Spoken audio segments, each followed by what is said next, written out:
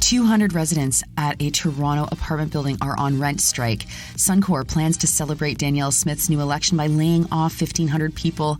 The death count for a man who sold sodium nitrate continues to rise, and a new paper shows that medical algorithms are underdiagnosing Black men with certain breathing-related illnesses by as much as 40%. Good morning. It's Friday, June 2nd. I'm Nora, and here are your headlines.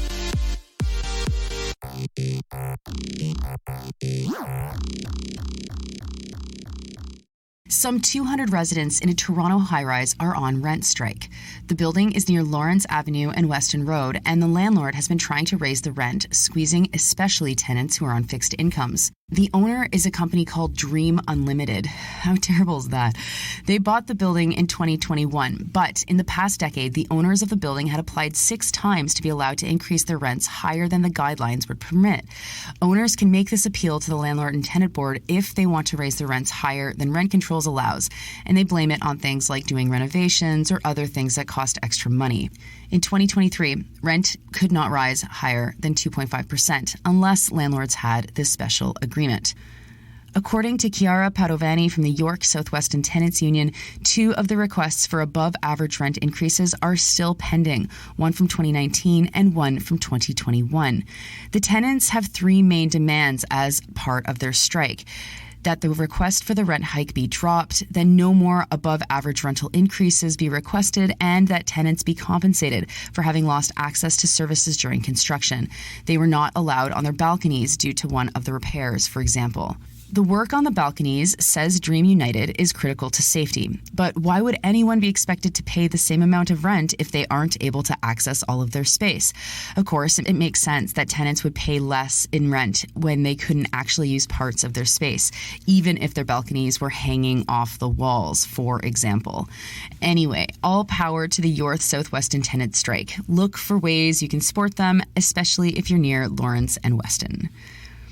Next to Calgary, where Suncor has announced that to celebrate the recent election of Danielle Smith, it will be laying off 1,500 people.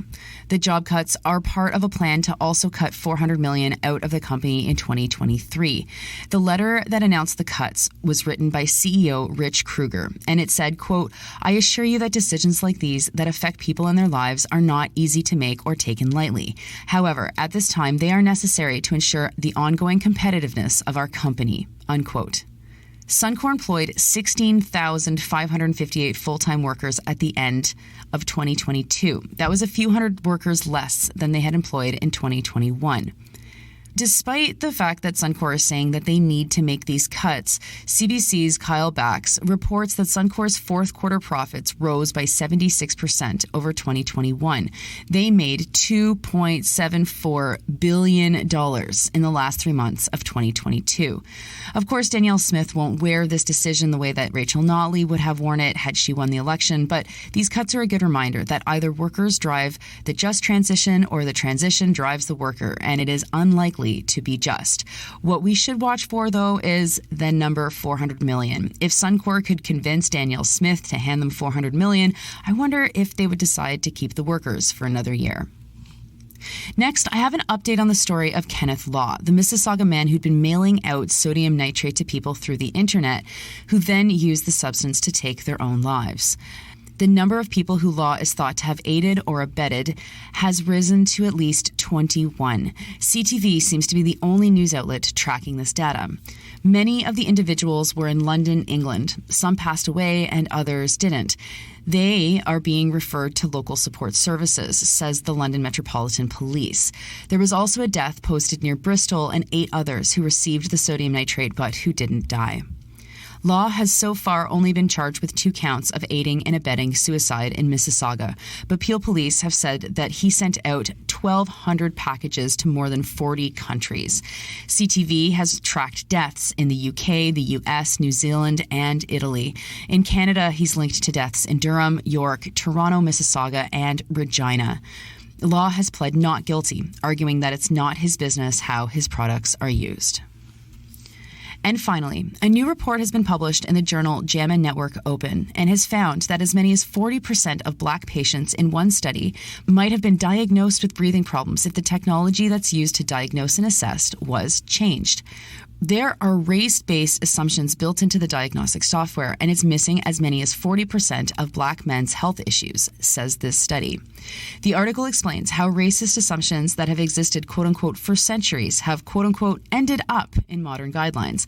The writing in this piece from the Associated Press is pretty weird. It relies on scientific racist ideals from like the 17 and 1800s to kind of justify how these things, quote-unquote, ended up in modern algorithms. It feels like you don't really need to reach that far back in history to see how racist assumptions could be built into tech.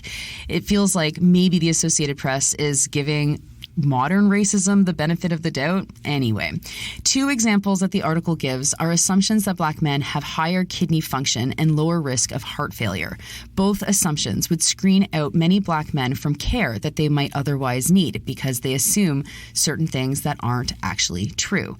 The study looked at more than 2,700 Black men and 5,700 white men who were tested by University of Pennsylvania health doctors from 2010 to 2020. They examined the spirometry and lung volume measurements and tested them with the old algorithm and then with a new algorithm. Through doing so, they found 40% more cases that should have been diagnosed that were missed under the old racist algorithm. Now, this story has a strange note at the bottom of it saying that money from the Howard Hughes Medical Institute's Science and Educational Media Group goes to the Associated Press. It's not clear if money paid for this article, but AP assures us that their journalism is still their journalism. So, I don't know. I'm just noting that. Those are your headlines for Friday, June 2nd. It's Friday. I'm still in St. John, and I will probably be back in Quebec City by the time you hear me on Monday morning, unless Air Canada's system-wide outage is still on. I hope you have a great Friday, and I hope you have a great weekend, and I will talk to you on the other side.